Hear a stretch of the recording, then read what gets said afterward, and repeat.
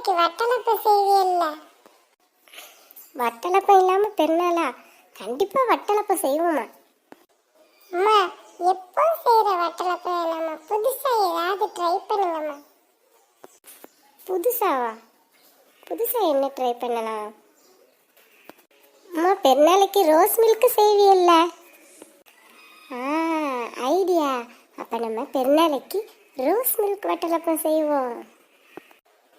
வாங்க, நம்ம எப்படி ரோஸ் மில்க் வட்டலப்பம் செய்யலாம்னு பார்ப்போம். கண்டிப்பா நீங்களும் பெருநாளைக்கு இந்த வட்டலப்பத்தை ட்ரை பண்ணி பாருங்க.